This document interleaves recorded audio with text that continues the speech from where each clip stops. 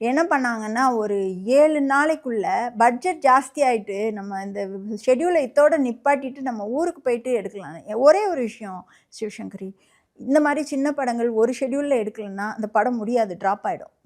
இது எனக்கு நல்லா தெரியும். அதனால அந்த இடத்துல நான் கொஞ்சம் தெனாவட்டா தான் பேசினேன். நீங்க போறதுன்னா போய்க்கோங்க. நான் எடுத்துக்கிறேன். ஏன்னா producer always stood with me. அது ஒரு பெரிய பலம் எனக்கு. அவர் எதையுமே வந்து இது பண்ணல. ஏன்னா அதுக்கப்புறம் ப்ரொடக்ஷனை நான் என்னோட கையில் எடுத்தேன். எல்லாமே எங்கே வந்து அதிகமாக 3 பிரேக்ஃபாஸ்ட் பில் இருக்கும் ஒரே நாளில். 7 இளநீ போட்டுட்டு 22 இளநிக்கு கணக்கு எழுதியிருப்பாங்க. இது எல்லாமே வந்து பார்க்க வேண்டிய ஒரு நிர்பந்தத்துக்கு உள்ளானேன். ஒரு 65 பேர் இருக்கிற யூனிட்டுக்கு 7 கார் வந்து போடுவாங்க. ஜைலோ ஒன்று நின்றுட்டே இருக்கும். நான் ரொம்ப நாள் நினச்சேன் அது வேறு யாருக்கோ வந்திருக்க ஜைலோன்னு, பார்த்தா எங்கள் செட்டுக்கு வந்திருக்க ஜைலோ அது.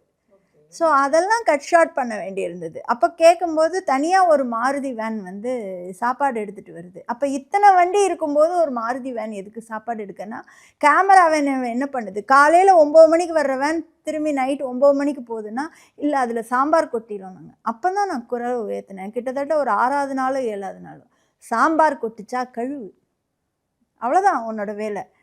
இந்த மாதிரி கொஞ்சம் ஒரு இதாக பேசும்போது தான் நம்மளை மதிக்கிறாங்க. என்னை பொறுத்த வரைக்கும் சமத்துவம், பொது உடைமை இதெல்லாம் பேசும்போது எனக்கு தெரியாமலேயே வந்து நான் கடலில் வந்து விழுந்துட்டேன் ஒரு நாள். அறைக்கு போய் வந்து என்னுடைய உடையெல்லாம் மாட்டிட்டு திருப்பி வர்றதுக்குள்ளே லொக்கேஷனே மாற்றிட்டாங்க என் கேட்காம. அப்போ நான் கேட்டேன், ஒரு ஆள்னா இதை நீங்கள் செய்வீங்களா? செய்ய மாட்டாங்க.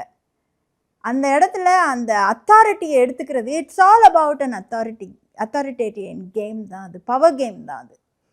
அந்த பவர் கேமை எல்லா இடத்துலையும் பண்ணுவாங்க. ஆனால் ஒரு இடத்துல இந்த அம்மா விட்டு கொடுக்காது, இந்த அம்மா தன்னுடைய வேலையை செய்யும்னு சொல்லும்போது அதே ஆள், எனக்கு நல்ல ஞாபகம் இருக்குது, அதே ஆள் எந்த வாய் வந்து வீட்டில் குழம்பு வச்சிட்ருக்கலாமேன்னு சொன்ன அதே ஆள் அந்த ஷூட் முடிக்கும்போது வந்து கை கொடுத்தாரு.